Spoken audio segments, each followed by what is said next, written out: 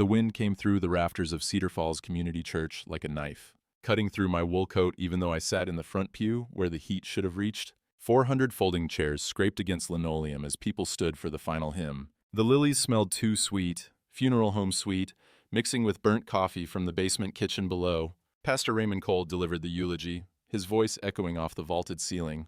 Linda Brennan served God's kingdom with devotion beyond measure. He stepped down from the pulpit, placed his hand on my shoulder. It stayed there too long, warm through the fabric. He leaned close. She loved you, brother. At the reception, I went to retrieve Linda's purse from the coat room. Pearl Hackett had offered to return our house keys. Inside the purse, tucked in the side pocket, a white tithe envelope, church logo in the corner, unsealed and bulging, $200 bills. A note on church stationery in Linda's handwriting, for RC, our future, soon, RC. Raymond Cole stood across the basement, accepting condolences, his silver hair catching the fluorescent lights. I drove home, through frozen ruts in the gravel, the envelope on the passenger seat like something radioactive. The farmhouse sat dark against the January sky, 40 acres of snow-covered corn stubble stretching behind it. Linda and I had lived here 42 years, raised Nate in the back bedroom, paid off the mortgage in 2003. I thought I knew every inch of this place, every secret it held. Turned out I didn't know anything. Inside, the house smelled like the casseroles people had dropped off. Tuna, cream of mushroom, something with cheese going cold on the counter. I left the lights off, sat at the kitchen table with the envelope. $2,000. For RC. Our future. What future? Linda died of a heart attack 3 days ago. Collapsed in the church office, where she kept the books. Marcus Webb doing CPR until the ambulance came. The paramedic said it was massive. Said she was gone before she hit the floor. At 72, these things happen. That's what everyone kept telling me. I spread the bills across the table. New 20s, sequential numbers, withdrew recently. And the note, Linda's handwriting, the way she made her capital F's with that extra loop. Our future. Not your future, Raymond. Not God's work. Our. I sat there until 3 in the morning, staring at that money. The radiator clanked and hissed. Outside, the wind pushed against the windows, making them rattle in their frames. I kept thinking about the funeral, about Raymond's hand on my shoulder, about the way he'd whispered, brother, like we shared something. Around dawn, I started going through Linda's desk. Bank statements, church bulletins, grocery lists, nothing out of place. Her handwriting everywhere. Shopping lists stuck to the fridge with magnets, birthday cards she'd bought ahead for people in the congregation, a half-finished letter to Nate she'd never sent. Dear Nate, your father asks about you. I tell him you're busy with work. Maybe you could call sometime. He won't say it, but he misses. She'd stopped mid-sentence. When had she written this? We hadn't heard from Nate in 6 years, not since he took that job in Seattle and stopped returning calls. I put the letter back, kept searching, her closet, her nightstand, the boxes in the attic. Looking for what? I didn't know. Another envelope, another note, some explanation for $2,000 and a promise of a future my wife wouldn't live to see. Her cell phone. Where was her cell phone? The funeral home hadn't given it back. I'd signed for her wedding ring, her watch, the clothes she'd died in, bagged and folded like evidence, but no phone. I called them at 8 a.m., and the second they opened. Mr. Brennan, we returned all personal effects. The director's voice had that funeral home softness, like he was afraid I'd shatter. Perhaps it's at her workplace. We collected her from Cedar Falls Community Church. I called Marcus Webb at 9, got his voicemail, left a message asking about Linda's phone, trying to keep my voice steady, trying not to sound like a man who'd spent all night staring at $2,000 in cash and wondering if his marriage had been a lie. He called back at 7 the next morning, before I'd finished my first cup of coffee. The phone's ring cut through the kitchen silence, made me spill coffee on the counter. Walt? Marcus's voice sounded wrong, tight. Don't sign anything from the church. Don't agree to anything. Can you come to my office this morning, 10 o'clock? I gripped the phone. Marcus, what? Not over the phone. And Walt, don't tell anyone about this conversation. Not your neighbors, not the church board, not even your son. I haven't talked to Nate in 6 years. Good. Keep it that way for now. He paused. I could hear papers rustling in the background, the sound of a filing cabinet drawer closing. This is bigger than you think. A lot bigger. What are you talking about? 10 o'clock. My office. I'll show you everything. Another pause. Walt, I'm sorry. I should have said something sooner. But Linda made me promise. And then she died, and I thought maybe... His voice cracked. Just come to the office. You need to see this before they move on you. Before who moves on me? But Marcus had already hung up. I stood in my kitchen, the coffee pot still dripping, Linda's favorite mug in my hand, the one that said world's best bookkeeper that the church had given her 5 Christmases ago. The morning light came through the window, hitting the ice crystals on the glass, throwing tiny rainbows across the counter. The envelope sat on the table where I'd left it, $2,000. For RC, our future. Marcus Webb had been Linda's boss for 15 years. He'd signed her paychecks, approved her vacation days, probably knew more about what she did at that office than I ever had. And now he was telling me not to trust anyone. Webb & Associates sat above the hardware store on Main Street, second floor walk-up, in a brick building that predated the Depression. The stairs creaked under my boots, each step echoing in the narrow stairwell. Someone had mopped recently, the smell of pine cleaner mixed with the mustiness of old wood and paper. Marcus opened the door before I could knock. He looked like he hadn't slept, his shirt wrinkled, tie loose at the collar. 52 years old, and he'd aged decades since the funeral. "Come in, lock it behind you." His office was cramped, filing cabinets lining every wall, a single window looking down on Main Street where morning traffic crept past. The radiator hissed in the corner, overheating the small space. He'd cleared his conference table, and spread across it were ledgers, 9 of them, black vinyl covers, church logos embossed in gold, Cedar Falls Community Church, financial records. Marcus pulled out a chair for me. His hands shook slightly. "I've been the church's accountant since Raymond Cole took over in 2016. 15 years, your wife handled the day-to-day bookkeeping." He opened the first ledger, pages marked with yellow sticky notes. "Look at these entries. February 2021. Discretionary fund withdrawal, $15,000. Linda's handwriting, Linda's signature." I stared at the page. That was her handwriting, the way she made her sevens with the cross line. "Now look at this." He flipped to another ledger, more yellow markers. June 2021, $12,000. September, $18,000. Every quarter for the last 4 years, sometimes more. He spread out bank statements, highlighted lines connecting withdrawals to deposit dates. Total missing from church accounts, $340,000. The radiator clanked. Outside, a truck rumbled past, its engine rattling the window glass. "You're saying Linda stole from the church." "I'm saying money disappeared, and Linda was the only one with access besides Raymond." As Marcus pulled out more papers, loan documents, car payments. Raymond Cole bought a Cadillac Escalade 18 months ago, $75,000. He makes $60,000 a year as pastor. His wife doesn't work. He tapped the loan application. Down payment, $15,000. Same month, Linda withdrew $15,000 from the discretionary fund. My throat felt tight. "That doesn't prove..." "There's more." Marcus's voice dropped. 3 days before Linda died, a life insurance company called me, said they were investigating a payout claim on a policy for Walter Brennan, said there were irregularities with the beneficiary designation. The room tilted slightly. "I didn't file any claim. Linda just died. Someone filed it, same day she died." He slid a paper across the table. A claim form, dated 3 days ago, requesting immediate payout of $500,000. In the beneficiary line, someone had typed, "Cedar Falls Community Church, Building Fund." I stared at Linda's signature at the bottom. "I never signed this." "I know you didn't. Insurance company knows too. They froze the payout pending fraud investigation." Marcus sat down heavily. "Walt, they're claiming Linda designated the church's beneficiary before she died. But that policy was in your name, your premium payments. They needed your signature to change beneficiaries. So someone forged it. That's what the insurance company thinks." And he pulled out his phone, tapped the screen, turned it toward me. "And there's this." The video was grainy, black and white. Security footage from the church parking lot. Timestamp, October 14th, 2024. Linda's birthday? In the frame, a Cadillac Escalade sat in the far corner of the lot, away from the lights. The driver's door opened. Raymond Cole got out, walked to the passenger side. The door opened. Linda stepped out. They stood close, too close, his hand on her waist, her hand on his chest. Then they kissed. I watched it twice, 3 times. The timestamp didn't change. October 14th. I'd bought her flowers that morning. Yellow roses, her favorite. Made her French toast for breakfast. She'd kiss my cheek, said she loved me, said she had to run to the church for a few hours. Bookkeeping that couldn't wait. "How long?" My voice sounded distant, like someone else was talking. "I don't know. I found that footage last week, started digging. There's more." Different dates. Same parking lot. Going back at least 2 years. The radiator kept hissing. Someone walked past in the hallway outside, footsteps fading toward the stairs. "I tried to trigger an emergency audit," Marcus said quietly. "Called the church board chairman yesterday. Gerald Huff, Raymond's golf buddy, co-signed the church building loan." He pulled out his phone again, showed me a text message. "This is what I got back.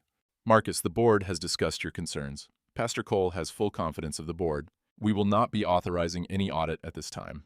The church appreciates your service, but perhaps it's time to consider if Webb & Associates is the right fit going forward. They're protecting him, I said.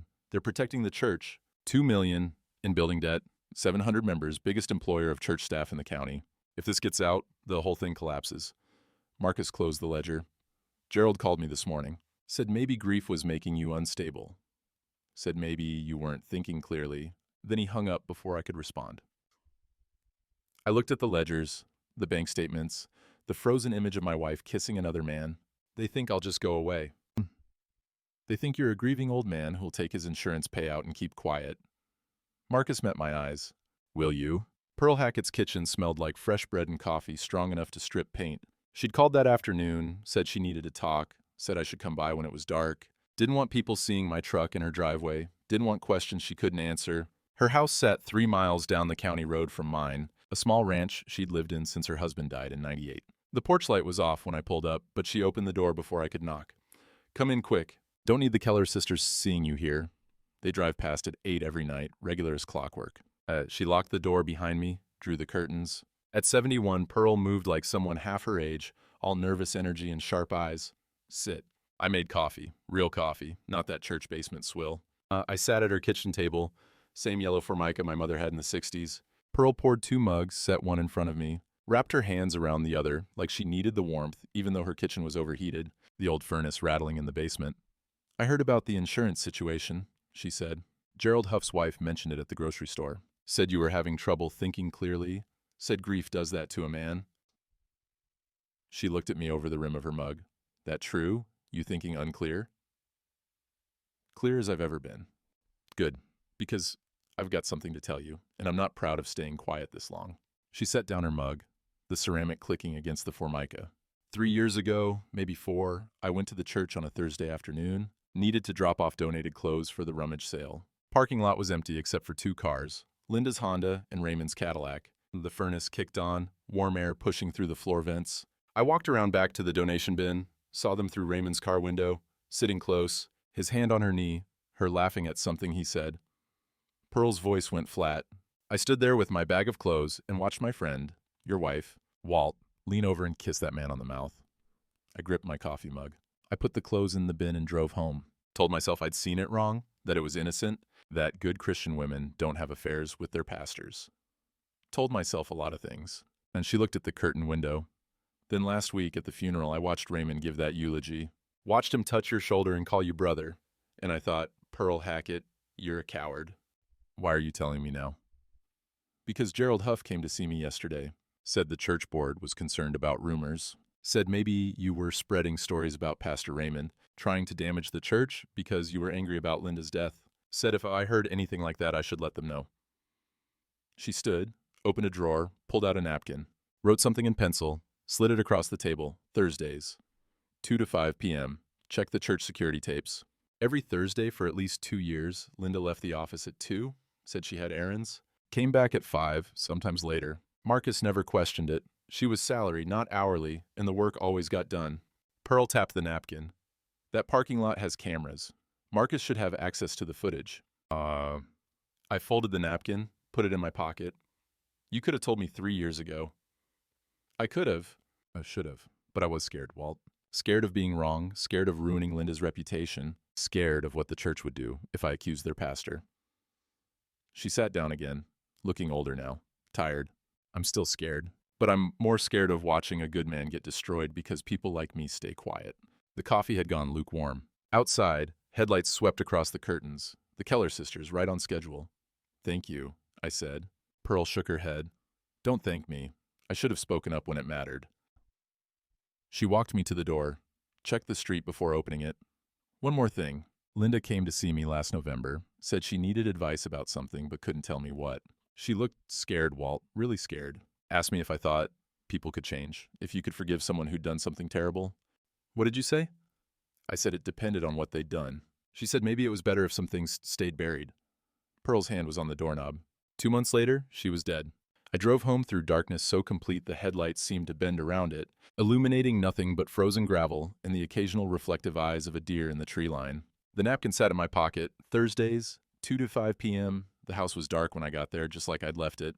I didn't turn on the lights. Sat in the truck in the driveway, engine ticking as it cooled, and called Marcus's cell. He answered on the first ring. Walt, I need a favor, bigger than the ledgers. Name it. Can you bypass the church board? Go straight to state oversight? A long pause. In the background, I heard papers rustling, a door closing. There's a financial crimes unit with the state auditor's office. If I report suspected embezzlement with documentation, they have authority to investigate regardless of what the church board wants. Another pause. But, Walt, if I do this, Webb & Associates loses the church account, that's 40% of my business, and I'll make enemies of every board member, every major donor, probably half the congregation. I know. You're asking me to blow up my practice. I'm asking you to do the right thing. The line went quiet except for his breathing. Finally, I'll make the call tomorrow morning. State auditor might take 4 to 6 weeks to review the documentation before launching a formal investigation. How long do I have on the insurance deadline? 53 days from yesterday? 52 now. I thanked him and hung up. Sat in the truck another 10 minutes, watching the dark house that Linda and I had bought in 1983. When Nate was 2 and we thought we'd live here forever, thought we'd grow old together, watching grandchildren play in the yard. Turned out forever was shorter than I'd planned. Raymond Cole's pickup truck crunched up my driveway at 2 in the afternoon, unannounced. I watched from the kitchen window as he got out carrying a casserole dish covered in foil, his church smile already in place. The sky hung low and gray, threatening more snow, the kind of February weather that made everything feel pressed down and heavy. I opened the door before he could knock. Walt, brother. He lifted the casserole. Shepherd's pie from the church kitchen. Thought you might need a hot meal. He stepped forward like he expected me to move aside.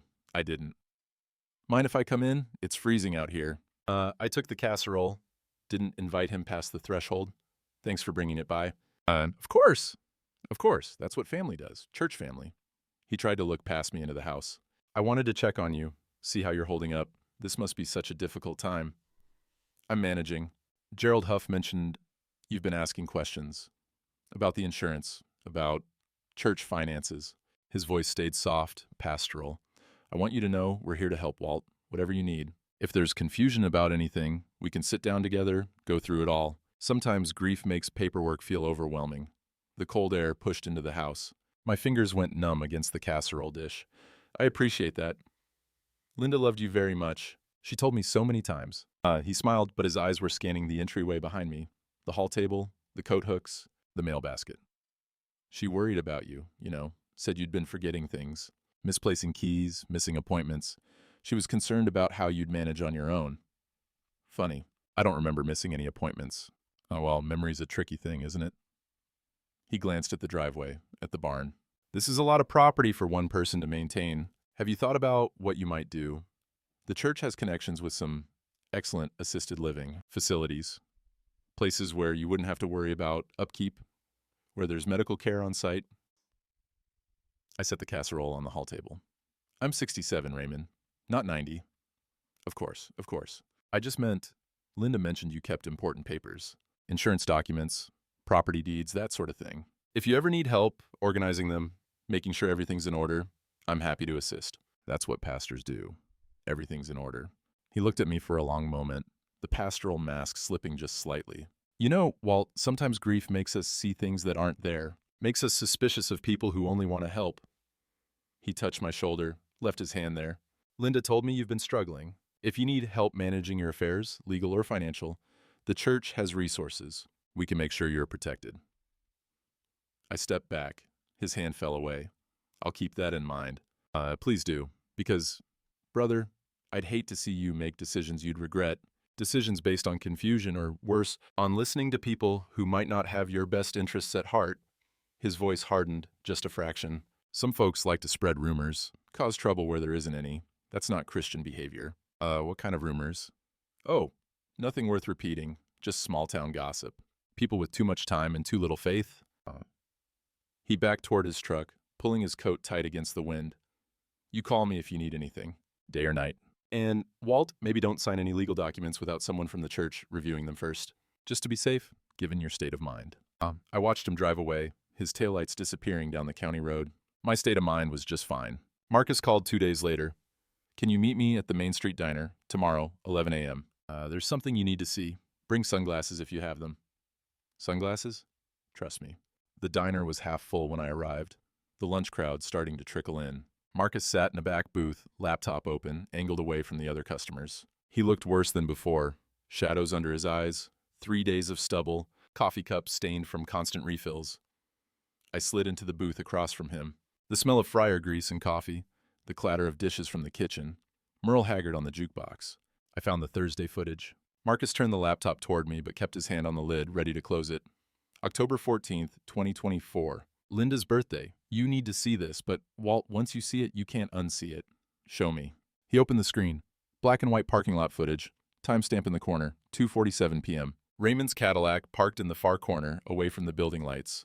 The driver's door opened. Raymond got out, walked around to the passenger side. Linda stepped out. He pulled her close. She didn't resist. Her hands went to his chest, his face. They stood there, holding each other like teenagers, like people who'd done this before. Then he kissed her, and she kissed him back. And they stayed that way for 30 seconds that felt like 30 years. Marcus had more clips. Different dates, same parking lot, same car, same 2 people.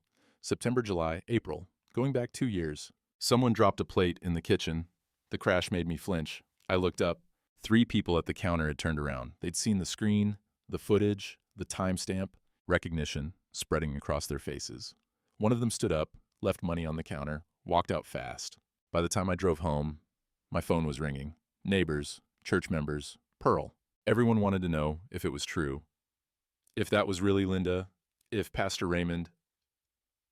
I turned off the phone, sat in my truck, in the driveway, engine running, heat blasting, and watched the gray sky press down on the frozen fields. The whole town would know by sunset.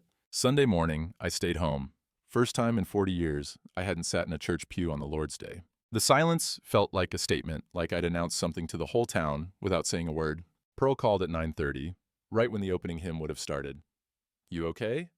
Fine. Raymond asked the congregation to pray for your mental clarity. Said grief sometimes makes people see things that aren't real, makes them lash out at the people trying to help. She paused. I could hear organ music in the background. She'd stepped outside to call. Half the church walked out during his prayer, just stood up and left. Gerald Huff tried to stop them, said we needed unity. Someone told him to go to hell. About who? Doris Miller, 78 years old, been in that church since 1965. Never heard her curse before. Pearl's voice dropped. It's splitting, Walt. Right down the middle. People taking sides. After she hung up, I went to the garage. Hadn't been out here since the funeral, hadn't needed to. The space smelled like motor oil and old wood, tools hanging on pegboard, Linda's gardening supplies stacked in the corner. On the workbench, under a tarp I'd thrown over it last fall, sat the surveyor's level, brass and glass, precision instrument, the kind my grandfather used when he platted this farm in 1947. Linda had given it to me for my retirement 3 years ago, had it engraved, at the jeweler, in Cedar Falls. I pulled off the tarp, ran my hand over the cool metal. The engraving caught the light from the garage's single bulb. Keep things straight, Linda. I started laughing. Couldn't help it. The sound came out harsh and bitter in the cold garage, bouncing off the concrete floor and the aluminum siding. Keep things straight. From the woman who'd been lying for years, stealing for years, planning a future with another man, while sleeping in my bed. Keep things straight. I carried the level inside, set it on the kitchen table next to the casserole Raymond had brought.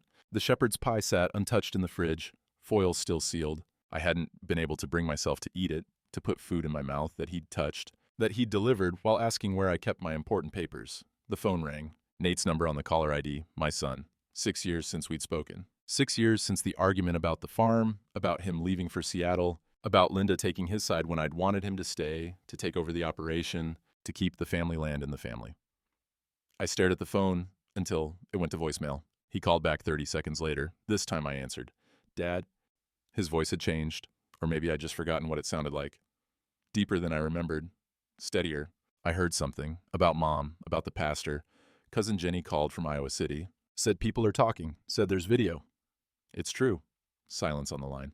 Traffic noise in the background. Seattle, 3 time zones away. A world I'd never seen because I'd been too busy farming. Too busy staying put. Dad, I'm sorry. Nothing for you to be sorry about. I'm sorry I believed her version of you. When I left, she told me you were rigid, unforgiving, that you'd never understand why I needed to leave. She made it sound like you were the problem. He paused. I heard a car horn, a siren. What else was she lying about? I looked at the surveyor's level on the table. I'm still figuring that out. Do you want me to come home? The words hung there. 6 years of silence, and he was offering to get on a plane, to come back to the farm he'd sworn he'd never return to, To sit in the house where we'd fought about futures and choices and what it meant to be a Brennan. Yes, I said before I could think better of it. I'd like that.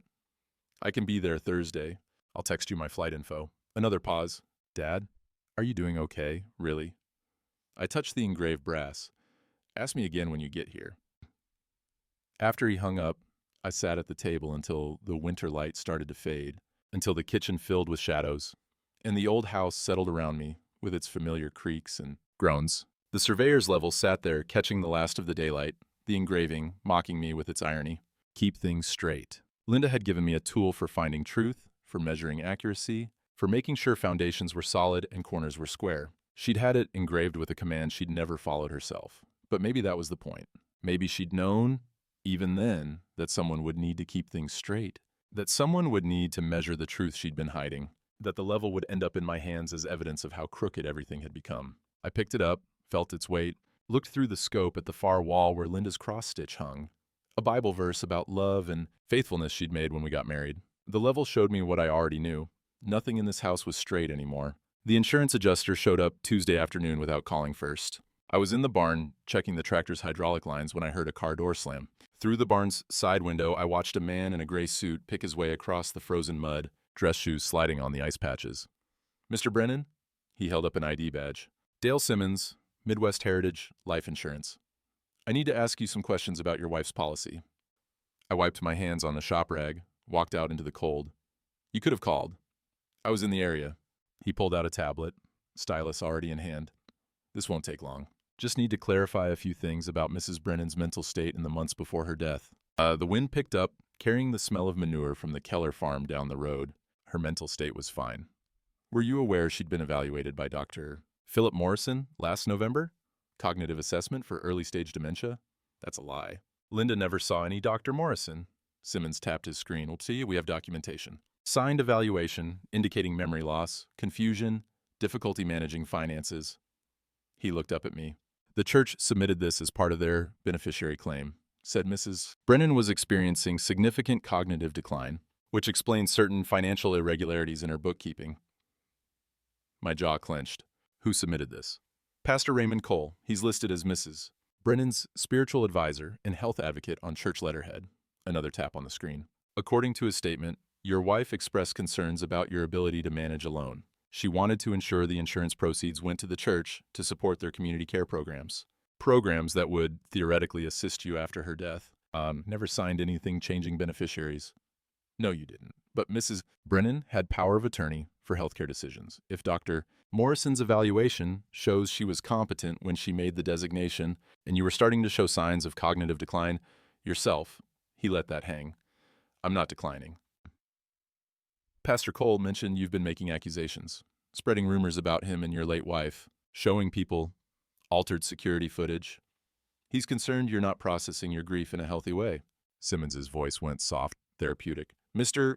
Brennan, did you notice your wife hiding things from you, moving your belongings? Did she ever accuse you of forgetting conversations you were certain you'd had? The question hit like a fist. Because yes, there'd been times. Keys that moved, appointments Linda said I'd forgotten. Her telling me I'd agreed to things I had no memory of agreeing to. I'd thought I was getting old. Turned out I was being set up. Get off my property. Simmons tucked his tablet under his arm. We'll be in touch about the claim. In the meantime, I'd suggest not signing any legal documents without consultation, given the questions about your mental capacity. He walked back to his car, stepped in mud, cursed quietly. I watched him drive away, then went back in the house and called Marcus. They're saying Linda had dementia, I said. Claiming she got evaluated, that she was worried about me, that she changed the beneficiary because I'm incompetent. Dr. Philip Morrison doesn't exist. Marcus's voice was tight. I already checked. No physician by that name licensed in Iowa. The evaluation is fake. Can you prove that? I'm working on it. But Walt, if Raymond's building a case that Linda was incompetent, that protects him from the embezzlement charges. Can't prosecute a woman with dementia for financial crimes. And if he's simultaneously claiming you're incompetent, he gets the insurance money and the church keeps the stolen funds. The kitchen walls felt like they were closing in. There's something else, Marcus said. Don't go anywhere. I'll be there in 20 minutes. Pearl's car followed Marcus's up my driveway. They came in together, Pearl carrying a cardboard shoebox like it held something fragile, something dangerous. Her face looked gray, exhausted. I found this in my attic last night, she said. After Linda died, I was cleaning out some old church rummage donations. This box got mixed in with my things. She set it on the kitchen table next to the surveyor's level. I opened it this morning. Walt, I'm so sorry. Inside the box, a cell phone I'd never seen before. A Samsung, older model, powered off. Under it, folded papers, architect blueprints showing my farm outlined in red pen. The heading read, Cedar Falls Community Church Parking Lot Expansion, Phase 2, 150 spaces. Estimated revenue $500K annually, my 40 acres, divided into painted lines and drainage plans. Beneath the blueprints, a deed, property transfer document. My signature at the bottom, except I'd never signed it. Marcus pulled on reading glasses, examined the signature. This is good forgery, really good, but look at the notary stamp. The embossing is wrong. Iowa stamps have a specific pattern. This one's off by 0.5 millimeter. He set it down carefully. This is felony fraud, Walt. They were planning to take your farm. Pearl reached into the box again, pulled out the phone. There's more. I charged it this morning. Her hands shook as she powered it on. Linda's burner phone. I recognized the case. She showed it to me once by accident, said it was for church business. And the phone lit up. Message notifications flooded the screen, hundreds of them. Text conversations going back 2 years. Marcus took it, started scrolling. His face went pale. These are between Linda and Raymond. Timestamps every Thursday afternoon. He read aloud. Can't wait to see you tomorrow. R. Tell W you have errands. We'll have 3 hours. L. And after the farm sells, we can leave together. Start over. R. My legs felt weak. I sat down hard in one of the kitchen chairs. Pearl pulled out one more item from the box. A sealed envelope, Linda's handwriting on the front. To be opened after I'm gone. I didn't open this one, Pearl said quietly. Thought you should. My hands shook as I tore the envelope. Inside, a single page. Linda's handwriting, rushed and messy like she'd written it fast. Walt. If you're reading this, something went wrong. Raymond promised we'd leave together after the farm sold, after the church parking expansion was approved. He said we'd have enough money to disappear, start fresh somewhere warm. I believed him. But I've been stealing from the church for 4 years? $340,000? He told me how to hide it, which accounts to use, how to make it look like operating expenses. He said the church owed him for building the congregation, owed me for years of underpaid work. Last week, I found out the truth. He's been gambling. The casino at Desert Diamond. He owes them $180,000. That's where the money went. Not into our future, into his debts. And the farm, while the deed transfer isn't real, the church doesn't actually want the land for parking. Raymond made a deal with the developer. Your 40 acres is worth $2 million to a housing contractor. Raymond gets a $400,000 finder's fee. I told him I was done. Told him I'd confess everything to you, to Marcus, to the police. He said if I did, he'd make sure everyone knew I was the one who stole the money, that I forged your signature, that I was having an affair with him because you were losing your mind, and I needed someone stable. He said no one would believe me, that I was just a lonely old woman who'd gotten confused. I'm scared, Walt. I'm going to tell Marcus everything tomorrow. If something happens to me before I can, the evidence is in this box. The phone has all our messages. The blueprints show the real plan. The forged deed proves Raymond committed fraud. I know this doesn't fix what I did. I know I destroyed our marriage, our life. I know you'll hate me. But please, don't let him win. L. The letter was dated 3 days before she died. Marcus broke the silence. She was going to confess, going to turn him in. He picked up the phone again, scrolled through messages. Look at this.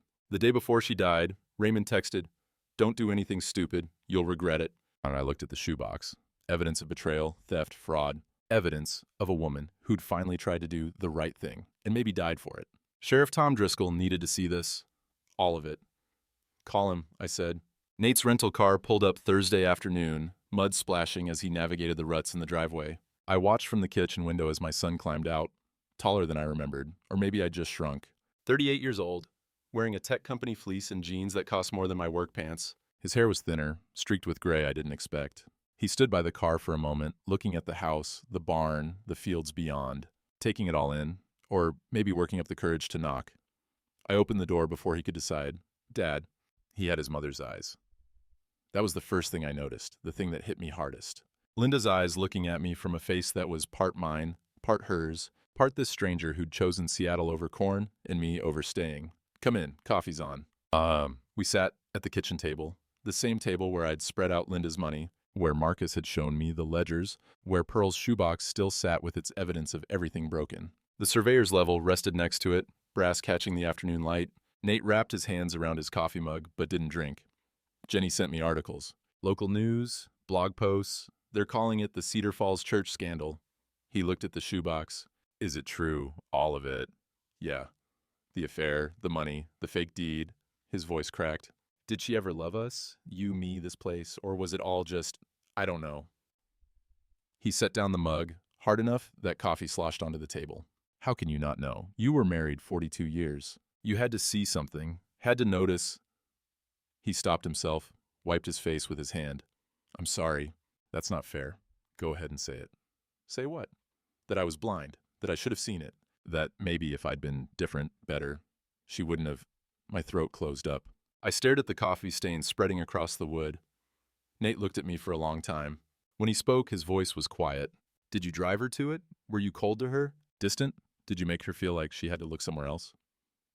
The question I'd been asking myself for 2 weeks, the question that woke me at 3 in the morning, that sat on my chest like a weight. I worked long hours, fell asleep on the couch during her shows, forgot anniversaries sometimes. When you left, I blamed her for taking your side, and I didn't talk to her right for 6 months. I met his eyes. But I never cheated, never stole, never lied about who I was or what I wanted. I loved your mother for 42 years. If that wasn't enough, then I don't know what love is. Nate's face twisted. She told me you were impossible. That you'd never accept me leaving? That you saw it as betrayal? She said. He stopped, looked at the ceiling. She said, you love the farm more than you loved your family. Oh, do you believe that?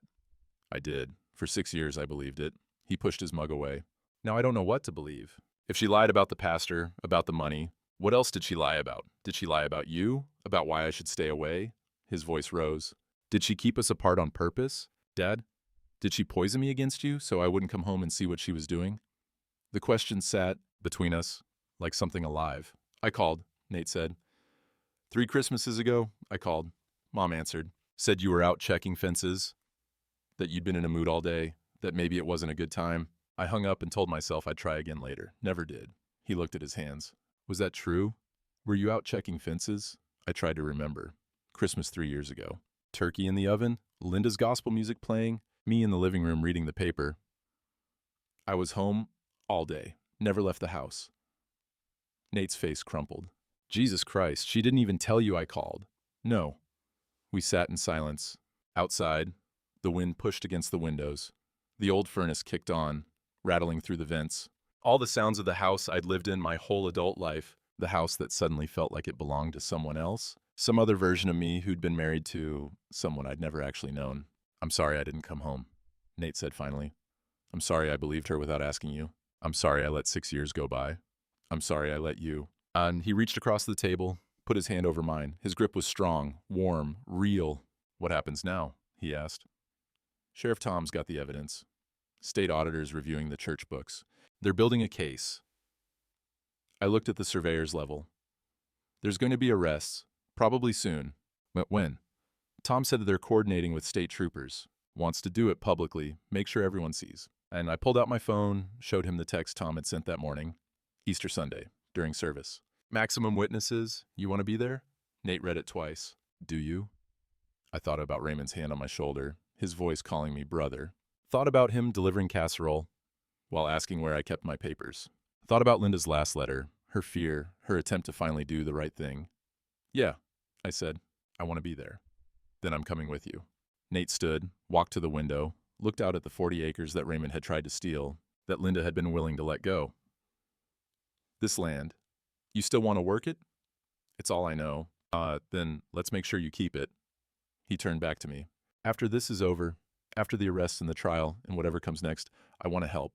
I can't stay forever. I've got a job in Seattle. But I can come back more. Holidays, long weekends. Learn how to run this place properly, so when you're really ready to retire, it stays in the family. My throat went tight. You hated farming. I hated feeling trapped. Hated feeling like I didn't have a choice. He came back to the table, picked up the surveyor's level, read the engraving. But maybe that was her voice in my head, not mine. Maybe I need to figure out what I actually want instead of what she told me I wanted. I stood, took the level from him. Come on, I'll show you how to use this thing. Time you learned how to keep things straight. We walked out to the barn together, father and son. The April wind still cold, but carrying the first hint of warmth underneath. The fields lay dormant, waiting for spring planting, waiting for things to grow again. Easter Sunday morning came cold and bright. The kind of April day that couldn't decide if it was winter or spring. Nate and I dressed in our Sunday clothes, me in the suit I'd worn to Linda's funeral, him in slacks and a button-down he'd bought yesterday at the Cedar Falls department store. We drove to church in silence, the surveyor's level wrapped in a towel on the back seat.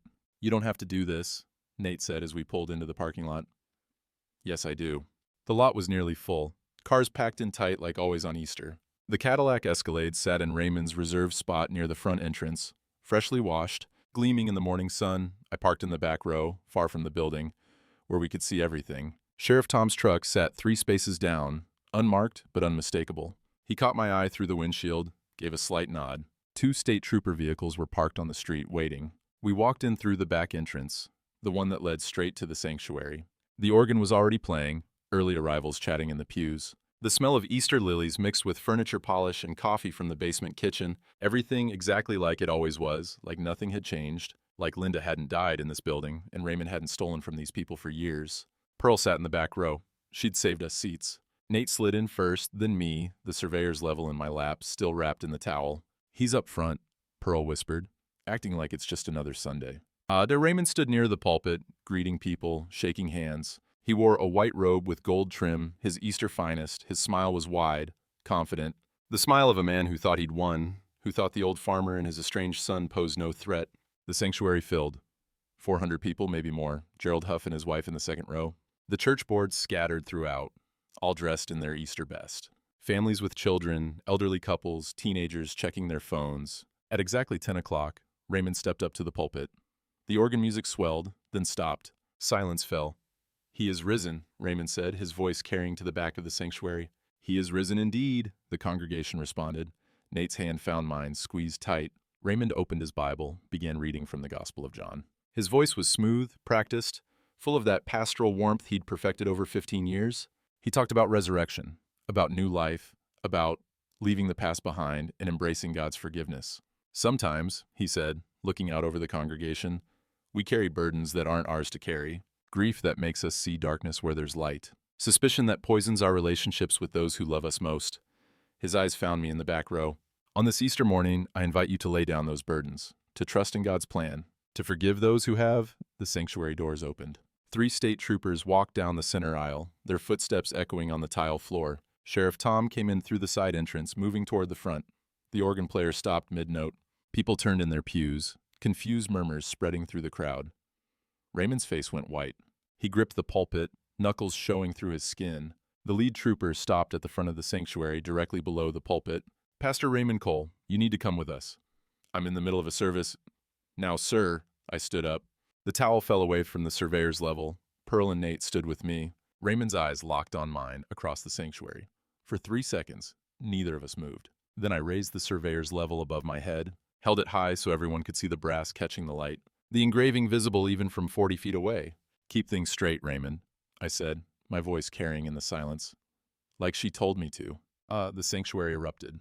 People standing, gasps, someone crying. Gerald Huff was on his feet, face red, shouting about this being outrageous, about calling lawyers. His wife pulled him back down. The trooper pulled out handcuffs. "Raymond Cole, you're under arrest for embezzlement, fraud, forgery, and conspiracy to commit theft. You have the right to remain silent." "This is a mistake." Raymond's voice cracked. "These charges are false. Walter Brennan is not well. He's been spreading lies. Sir, we have your text messages. We have the forged deed. We have bank records showing deposits matching the embezzled funds." The trooper clicked the cuffs into place. "We have enough evidence to put you away for 8 to 10 years. Raymond tried to pull away. The second trooper grabbed his other arm. They walked him down from the pulpit, his white robe dragging on the floor, his confident smile completely gone. As they passed my pew, he looked at me, not with anger, with something worse, desperation, fear, the realization that he'd underestimated the grieving old man who was supposed to be too broken to fight back. "You don't understand," Raymond had said. "Linda and I, we were going to—" "Save it for your lawyer," the trooper said. They led him out through the center aisle. Every person in that sanctuary watched. Some were crying. Others looked angry, betrayed. Gerald Huff sat with his head in his hands. The church secretary had her phone out, recording. As the doors closed behind Raymond, a woman stood up in the front row. I recognized her, Raymond's wife, Margaret. She'd been sitting there the whole time, silent. She turned to face the congregation. "I filed for divorce this morning," she said, her voice steady despite the tears on her face. "I found love letters from Linda Brennan in my husband's Bible last week." Letters going back 3 years. He destroyed my family for money he gambled away and a woman who's dead. She picked up her purse. The church deserves better than this. You all deserve better. She walked out. The sanctuary doors closed behind her with a soft thud that sounded like the end of something. Tom Driscoll appeared at our pew. Walt, can you come outside? There's some paperwork. I followed him out, Nate and Pearl behind me. In the parking lot, an unmarked sedan had pulled up. A woman in a business suit got out carrying a briefcase. Mr. Brennan, I'm Teresa Walsh, fraud investigator with Midwest Heritage Life Insurance. She pulled out papers. The company released your payout this morning. $500,000 plus interest for the delay. We're very sorry for what you've been through. She handed me an envelope. I stared at it. This piece of paper representing Linda's death, Raymond's greed, the weeks of hell I'd been through. The forged deed has been nullated, Tom added. Farm's yours, free and clear. Church board met in emergency session last night. They're dissolving Faith Forward Holdings, cooperating fully with the investigation. 3 board members resigned. What about the embezzled money? Nate asked. Church will recover most of it from Raymond's assets. They're filing civil suits. Tom looked at me. You could join that suit if you want. You've got grounds. I shook my head. I just want this over. The courtroom smelled like old wood and floor polish, the kind of scent that probably hadn't changed since the building went up in 1952. 6 weeks had passed since Easter. 6 weeks of depositions, evidence reviews, lawyers in cheap suits filling my kitchen with questions I'd already answered 10 times. Raymond sat at the defense table in an orange jumpsuit, hands cuffed, looking smaller than he had in his white Easter robes. His lawyer, a public defender who looked fresh out of law school, shuffled papers nervously. The prosecutor, a woman named Chen who'd driven up from Des Moines, had 3 banker's boxes of evidence stacked beside her table. Nate sat next to me in the gallery. Pearl was 2 rows back. Marcus Webb had taken the morning off to be here. Sheriff Tom stood against the back wall in uniform, arms crossed. Judge Patricia Holloway entered. Everyone stood, and the machinery of justice ground forward with its procedural language and formal rituals. Charges read aloud. Embezzlement, wire fraud, forgery, conspiracy to defraud, each one carrying years, adding up to more time than Raymond had left to live well. Cole, you've pled guilty to all charges in exchange for a reduced sentence. Is that correct? Yes, Your Honor. Raymond's voice was barely audible. Before I impose sentence, the court will hear victim impact statements. Mr. Brennan, you may approach. I walked to the front, my statement typed on 2 pages that Pearl had helped me write. My hands shook as I unfolded the paper. I looked at Raymond. He wouldn't meet my eyes. I lost 42 years to a lie. I read. I thought I was married to a woman who loved me. It turns out I was married to someone I never really knew. That's not Raymond Cole's fault. That's on Linda. But what he did after she died, that's on him. I looked down at my statement, then folded it up. The words I'd prepared felt wrong now, too formal, too distant. You came to my house with casserole, I said, speaking directly to Raymond. Called me brother, asked where I kept my important papers. You tried to convince the insurance company I was losing my mind, so you could steal money from my wife's death, money I'd paid premiums on for 30 years. You tried to take my farm, the land my grandfather platted, the land my father worked, the land I've sweated over for 42 years. You were going to turn it into a parking lot so you could pay off gambling debts. Raymond's shoulders shook. His lawyer put a hand on his arm. But the worst part? My voice cracked. You made her into a thief. Linda stole from that church because you told her how. You manipulated her, used her, and when she tried to back out, when she realized what you really were, she ended up dead 3 days later. I'll never know if that was just bad timing or something worse. I'll never know if her heart gave out from stress, from fear, from realizing she'd destroyed her life for a man who was using her. I folded my statement, put it in my pocket. I know I'm supposed to say I forgive you. That's what good Christians do, right? But I'm not that good. All I can say is, I hope the next 8 years give you time to think about what you took from people. From your wife, from your congregation, from Linda, from me. I sat down. Nate's hand found my shoulder, squeezed. Judge Holloway looked at Raymond. Mr. Cole, do you wish to make a statement?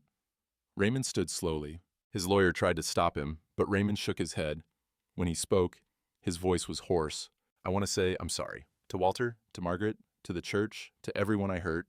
I started gambling 5 years ago. Just slots at first, then poker, then betting on sports.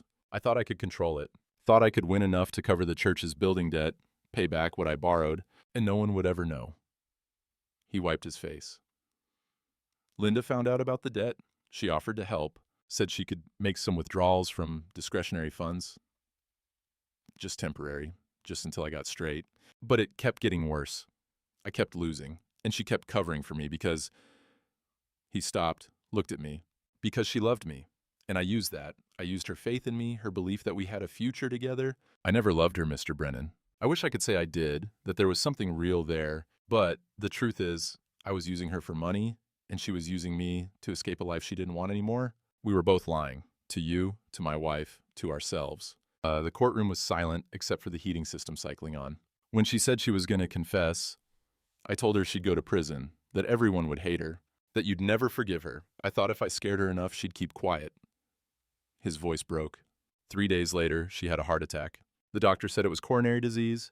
Years of buildup, nothing anyone could have prevented. But I know the stress, the fear, I put that on her. I killed her as sure as if I'd stopped her heart myself. Judge Holloway let him finish, then picked up her sentencing document. Mr. Cole, you were in a position of sacred trust. You betrayed your congregation, your wife, your God, and the memory of a woman who can no longer defend herself. The court sentences you to 8 years in state prison on the embezzlement charges, to run concurrent with 5 years for fraud and 3 years for forgery. You'll be eligible for parole in 6 years. In addition, you're ordered to make restitution of $340,000 to Cedar Falls Community Church and $50,000 in damages to Walter Brennan for emotional distress and legal fees. The gavel came down. 2 deputies moved forward to escort Raymond out. As he passed my row, he stopped, looked at me one last time. She did love you, he said quietly. At the end, when she realized what I was, she told me she'd made a terrible mistake, that you were a good man, and she'd thrown it all away for nothing. I don't think she was planning to leave you. I think she was planning to confess and beg you to forgive her. And then they took him away, and he was gone. Outside the courthouse, spring sun warmed the granite steps. Trees along Main Street had leafed out fully, green and bright against the blue sky. The smell of fresh-cut grass from the courthouse lawn mixed with exhaust from passing cars. Teresa Walsh, from the insurance company, was waiting by her sedan. Mr. Brennan, the check cleared. $500,000 is in your account as of this morning. She handed me a business card. If you need anything else, call me directly. And again, I'm very sorry for what the company put you through. After she drove away, Nate turned to me. What now? Now we go home. We've got fence to fix. Pearl came down the steps, moving carefully in her church shoes. Walt, there's a congregational meeting next Sunday. New pastor starting. Young woman from Iowa City. They want you to come. Want to apologize formally. In front of everyone. I'll think about it. You do that. She patted my arm. I'm proud of you for not letting them break you. Marcus was the last to leave. His suit jacket over his arm, tie loosened. State auditor cleared the church's books. They're setting up new oversight, new board, new everything. Fresh start. He paused. I kept the accounting contract. They want someone who will actually watch the numbers. Good. We drove home through countryside turning green, corn sprouting in fields that had been frozen and dead 2 months ago, life pushing up through last year's stubble, insistent and inevitable. At the farm, Nate helped me unload the truck. We'd stopped at the hardware store, bought fence posts and wire and staples. The corner section near the road had been leaning since winter, needed replacing before summer storms came through. I went to the barn, came back with the surveyor's level. Time you learned how to use this thing properly. We spent the afternoon in the field, me showing him how to sight through the scope, how to check if posts were plumb, how to make sure corners were square. The sun warmed our backs. Birds sang in the tree line. The smell of turned earth and new grass surrounded us. This is actually kind of peaceful, Nate said, checking a post level for the 3rd time. Farming's like that. 90% tedious, 10% disaster. I tamped dirt around the post he'd set.